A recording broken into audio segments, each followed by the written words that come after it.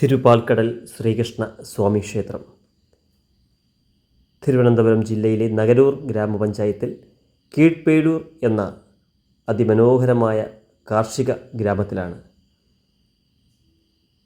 തിരുപ്പാൽക്കടൽ ശ്രീകൃഷ്ണ സ്വാമി ക്ഷേത്രം സ്ഥിതി ചെയ്യുന്നത്.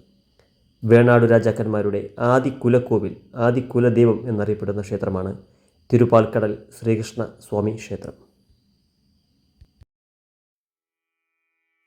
AD 1000-1300 കാലഘട്ടത്തിലാണ് ഈ ക്ഷേത്രം നിർമ്മിച്ചതെന്ന് പറയപ്പെടുന്നു. 10-11 നൂറ്റാണ്ടുകളിൽ ഭാസ്കര രവിവർമ്മ കുലാദിത്യൻ്റെ ഗവർണറായിരുന്ന വല്ലഭക്കോതയാണ് ഈ ക്ഷേത്രം നിർമ്മിച്ചതെന്ന് പറയപ്പെടുന്നു. 12-ാം നൂറ്റാണ്ട് മുതൽ 1951 വരെ ഈ ക്ഷേത്രത്തിൻ്റെ സുവർണ കാലഘട്ടമായിരുന്നു. പുരാതന ചരിത്ര രേഖകളിൽ കിളിമാനൂർ ചേപ്പേടുകൾ എന്നറിയപ്പെടുന്ന തിരുപ്പാൽക്കടൽ ശാസനത്തിലാണ് തിരുപ്പാൽക്കടൽ ക്ഷേത്രത്തിൻ്റെ സമ്പൽ സമൃദ്ധമായ ഭൂതകാലത്തെപ്പറ്റി വിവരണങ്ങളുള്ളത്. 1161 കാലഘട്ടത്തിലെ തിരുപ്പാൽക്കടൽ ശാസനത്തിൽ ഈ ക്ഷേത്രത്തിൻ്റെ പ്രൗഢി വ്യക്തമായി മനസ്സിലാക്കാൻ കഴിയും. 10-ൽ കൂടുതൽ ദിവസവേതനക്കാർ ഈ ക്ഷേത്രത്തിലുണ്ടായിരുന്നുവെന്നും ക്ഷേത്രത്തിന് തിരുവനന്തപുരം, കൊല്ലം ജില്ലയിലെ ആയിരക്കണക്കിന് പറനിലം ഈ ക്ഷേത്രത്തിൻ്റെ വരുമാനത്തിനു വേണ്ടി ഉണ്ടായിരുന്നതായിട്ട് ഈ ശാസനത്തിൽ പറയുന്നു.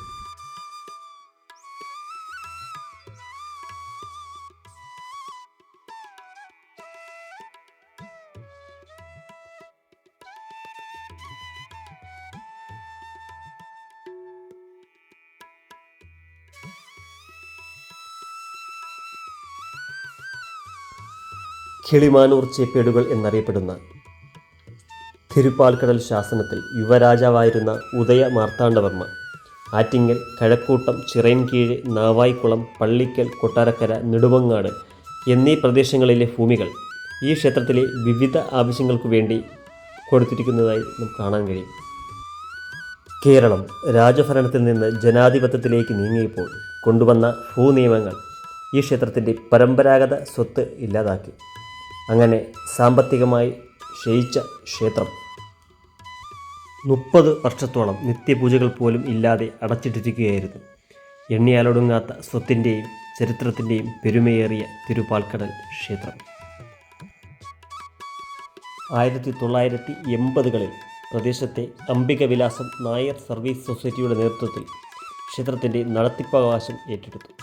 ഇന്ന് 2 നേരം നിത്യപൂജയുണ്ട് ക്ഷേത്രത്തിൽ.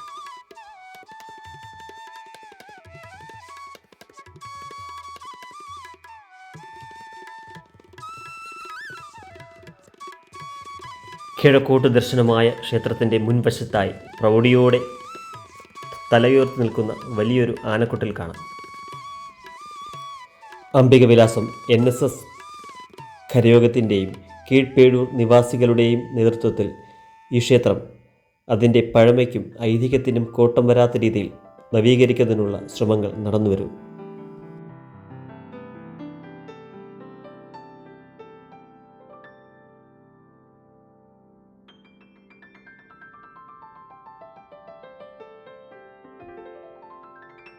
എല്ലാ മഹാക്ഷേത്രങ്ങളെയും പോലെ വലിയൊരു ബലിക്കല്ല് ഈ ക്ഷേത്രത്തിലും നമുക്ക് കാണാം.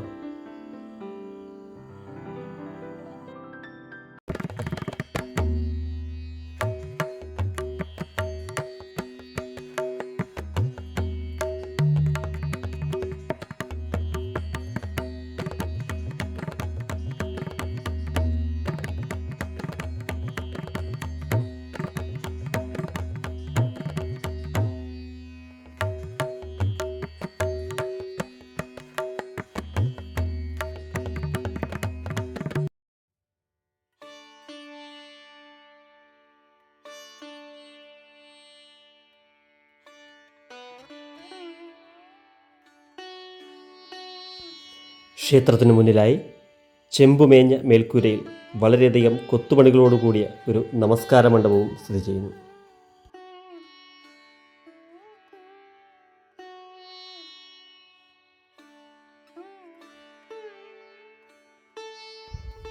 ക്ഷേത്രത്തിൻ്റെ ശ്രീകോവിലിൽ തെക്കോട്ട് അഭിമുഖമായി ദക്ഷിണാമൂർത്തിയും വടക്കോട്ട് അഭിമുഖമായി 4 തൃക്കൈകളോടുകൂടിയ ധ്യാനാത്മകമായി ഇരിക്കുന്ന ബ്രഹ്മദേവൻ്റെ ശില്പവും കൊത്തിവെച്ചിട്ടുള്ളതായി കാണാൻ കഴിയും.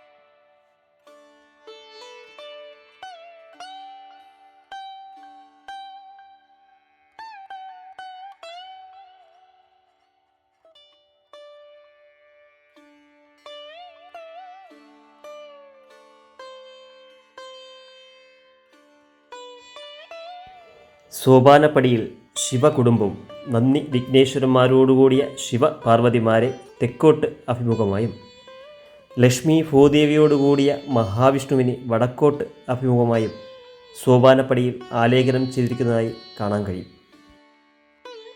ശ്രീകോവിലിൻ്റെ ചുറ്റമ്പല ഭിത്തികളിൽ ചുമർചിത്രങ്ങൾ, ചിത്രപ്പണികളോടുകൂടിയ ശില്പവേലകൾ, മൃഗമാലയോടുകൂടിയ പഞ്ചവർഗം, സിംഹവും ആനയും, ചില സ്ഥലങ്ങളിൽ കുതിരമുഖത്തോടു കൂടിയ പഞ്ചവർഗ തറയും ശ്രീകോവിലിന് ചുറ്റും നമുക്ക് കാണാൻ കഴിയും.